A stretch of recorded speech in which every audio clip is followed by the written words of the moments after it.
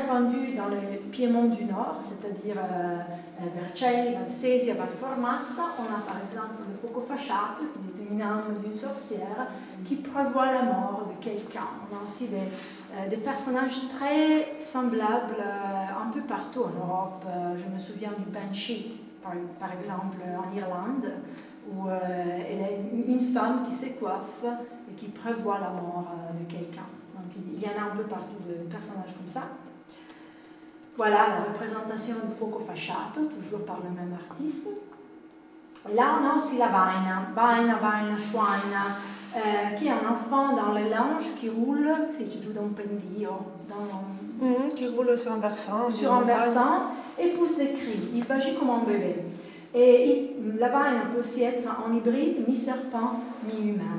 Et dans certains coins, elle est un peu confondue et un peu mêlée avec la martre. Parce qu'en italien, la martre se dit faina, vaina. Et peut-être il y a quelques connexions, parce que vous savez, la martre tue les poulets, par exemple, en buvant leur sang. Donc il y a peut-être une fonction semblable. Et voilà une représentation de la vaina.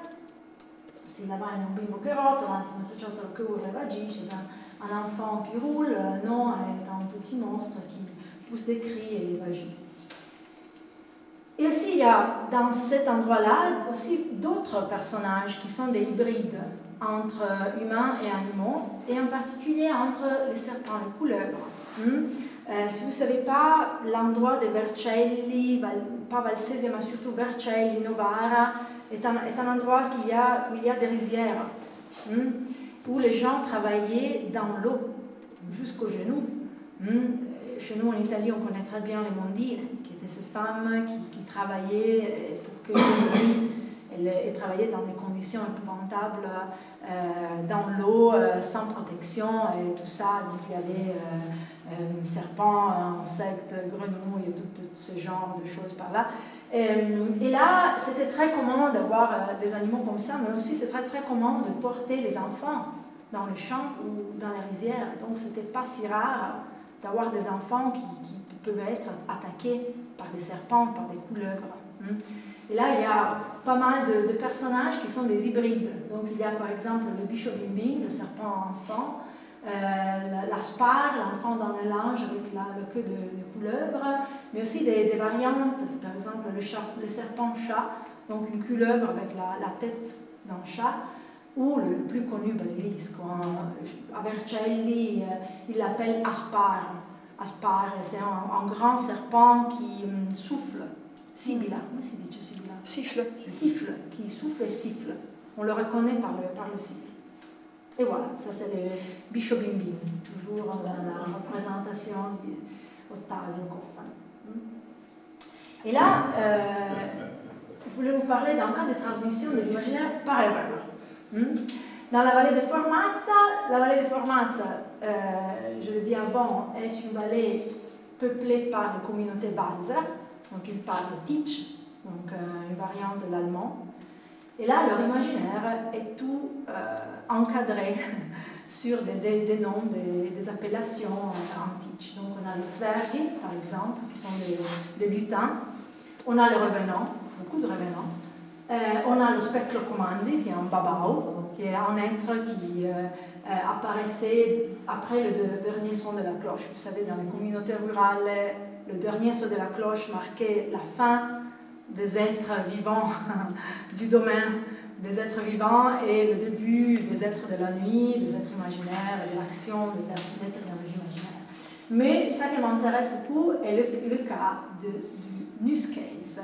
Alors, ils m'ont raconté que dans la fleuve Toce, il y a ce personnage qui s'appelle Nuscase. Mais la traduction de Nuscase est noix chèvre. Et moi je demande, mais c'est un peu marrant, pourquoi avez-vous une chèvre dans une fleuve? Qu'est-ce qu'il y a à faire?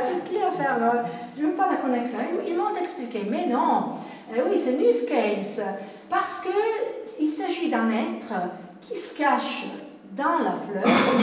Et quand on était gamin, il nous disait, ne croisez pas la fleuve, n'allez pas dedans la fleuve, parce que vous peut arriver qu'il y a des inondations et donc c'est dangereux. Donc ne faites pas ça, non, ne croisez pas, n'allez pas dans la fleuve parce qu'il y a le Nuscase.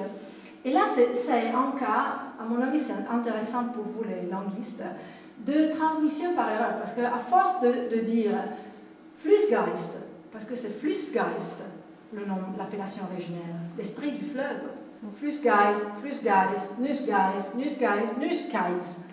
Elle est devenue noix chèvre, qui n'a aucune signification, mais il a retenu la fonction. De dire, il y a les noix chèvres dans la fleuve, n'allez pas. C'est très intéressant à mon avis, comme l'imaginaire peut être aussi changé un peu par erreur, par des fautes qu'on fait de transmission.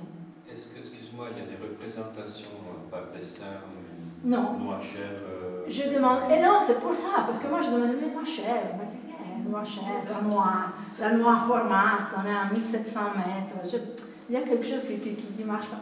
Mais non, il n'y a pas de représentation. Et puis on a tous ensemble un peu pensé que l'appellation originaire devait être Flussgeist, esprit du fleuve, la plus logique.